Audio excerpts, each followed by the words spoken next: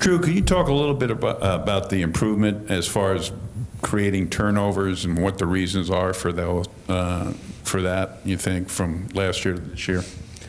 I'd say the reasons are because we practice it. I think it's a big emphasis.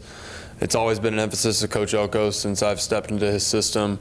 That's one of the three things we try to do and measure ourselves by on a game-to-game basis, and so we'll continue to work on that and continue to push that, because especially when you can cause turnovers on the road and even at home, it gives yourself a big advantage. Drue, what is Shaun Crawford like? Like, what's his personality? Is he quiet, funny? Like, what's his personality like? He's pretty similar to me, I think, personality-wise. He reminds me of myself, and maybe that's just because I went through, injuries with him. But he's a resilient kid, someone who pays great attention to detail, I think, to his work, and cares a lot about his work, whether it's in the classroom or on the football field. He's constantly teaching me stuff, I feel like, in terms of football. He's very instinctual on the field. In terms of just the kid he is, he's kind of laid back, likes to, I don't know, goof around and just laugh. He's more reserved and more quiet, I think, than some of the guys on the team, but a great friend and a really great kid and a great teammate. What's an example of maybe something during practice or even a game where he taught you something? I just remember at Culver we were watching, I guess, some of our one-on-one reps, and he was just, I mean, he's one of our best cover guys on the team, and so he was just giving me tips on my footwork, on my pad level in and out of breaks, and just, I guess, keys into what the receivers' body languages are and their tendencies based on their alignments and stuff, and it was really helpful for me in my craft. Obviously, we've seen just a lot of him the last couple games with the turnovers he's forced. How have you just seen him improve, just obviously coming back from those injuries? Or where have you seen the most improvement from him? Yeah, I mean, I think that question is kind of hard to measure, because with his injuries, they were both early on in the season, and so I think it was just a question of finally getting him healthy and allowing him to play, games in a row. And I think we've seen his capabilities and see what he brings to the table as a player.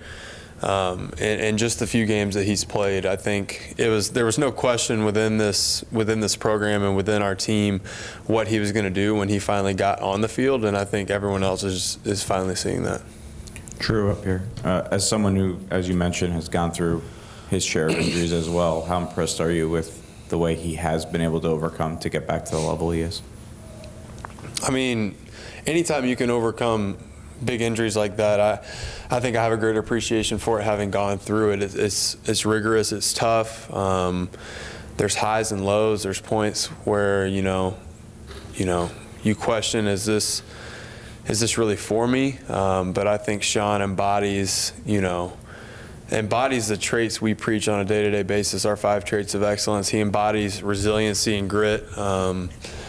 And so I'm very, very impressed with how he went through his process. You don't see a lot of kids like him, and I'm so happy to finally see his hard work come to fruition and pay off for him. For the defense as a whole, obviously we spoke about those turnovers, but what else have you seen over the last 4 weeks that has allowed you guys to grow to the point where you're at right now? I think it's just guys buying into their role, caring about their role, guys not trying to do it all. That I think some guys felt in previous defenses. And so there's not a pressure on, a guy to make 10 plays in a game. It's Julian Love having a pick 6. It's, Shaun punching the ball out before the end zone. It's Greer causing a fumble and Dalen recovering it. It's our linebackers fitting their gaps properly, our D-line getting penetration on 3rd and short, 4th and short. All the small things that add on themselves, and so people just buying into their role and taking great detail to their role. As a team as a whole, do you remember being a part of a win that was such a complete start to finish effort?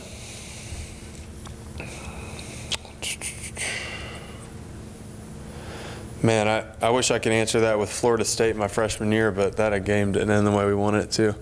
No, I'd say as a complete win as I've been a part of since I've been in the program. And then when you look at Miami, their quarterback, what makes him so dangerous? I mean, I think he's a tough kid, plays within the offense, takes care of the football, a competitor, someone who's on point with his footwork, is going to deliver the ball to his receivers, take care of the football, like I said, and then has the ability to escape the pocket and extend the play. And then finally for me, they love to control possessions, the time of possession. How critical as a defense is that to not allow them to dictate that aspect of the game? I think it's huge. I think when you have an offense as explosive as ours, we want them on the field. I think that's important to get wins. And so that's our goal on a week-to-week basis, is to get 3 and outs, is to get off the field so that our offense can score points, because that's how you win football games. Drue, up here, you may have already sort of answered this a little bit, but the prevention of big plays has also been a major improvement of the defense this year. What do you think the biggest keys for that are? I think it's, like I said earlier, guys buying into their job. I think it's our corner and our secondary staying on top of the routes and making the quarterback check down. You know, we've allowed teams, you know, we gave up, I think, more yards than we wanted to, more yards than I'd like to in this past game. But when you force offenses in college football to drive the length of the field, they can't do it on a drive-to-drive basis, and they can't score as many points. When you start giving up explosive plays and offenses get 40, 50-yard passes, it makes it a lot easier to get down in the red zone and be productive scoring points. And I'm curious your perspective on Josh and Dexter in the run game in terms of what they're like to try to bring down. I know you're not like going like training camp anymore, but how are they different as you approach them as a linebacker? What do you need to keep in mind when you're trying to bring them down? I think what comes to mind first with both of those two guys is their explosiveness and their suddenness on any given cut. You can be pursuing them with an angle, and then all of a sudden they kick it into gear and hit another speed, and you're totally out-leveraged in your pursuit of them. I think they're strong at the point of contact, both of them, and just that suddenness and that burst that they bring. They're not necessarily very shifty backs. They like to get north and south, make their cut. But when they do, they're very explosive, and it makes it difficult as a tackler pursuing. More similar than different then? I would say more similar than different. Definitely, they're very similar, yeah. And just in terms of the performance at Michigan State, Brian Kelly used championship level performance. Why is that hard to recreate, to sort of package that and then keep doing it the rest of the season? I think it's to play really good football, I think, is difficult week in and week out in college football. You're getting different things from different teams. Here at Notre Dame, you get each team's best, and so I think in any sport, in any competition, to stay at your peak performance and stay at the pinnacle is different. It's difficult, and it's hard to sustain. And so to keep that type of energy level and to sustain that is difficult, and something that we have to consciously be aware of moving forward. But I think it's something that we've trained and we've built since January, and we're trained to do that, and we're going to continue to do that, and we're going to continue to come with the mindset of dominating and punishing each and every one of our opponents. So I'm curious if you could shed some more light on how you try to do that this week. Now that you've sort of seen what you can be, how is practice maybe a little bit different this week as you try to remind guys, hey, what we did on Saturday needs to be more of a standard?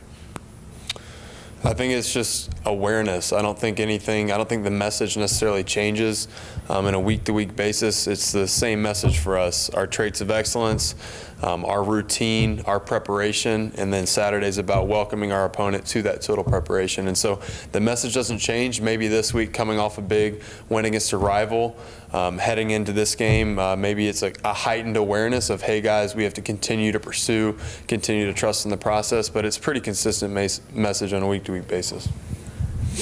Drue, to your left, you and 3 linebackers right now are the leading tacklers on this football team. What does that say about the play of the defensive line so far this year?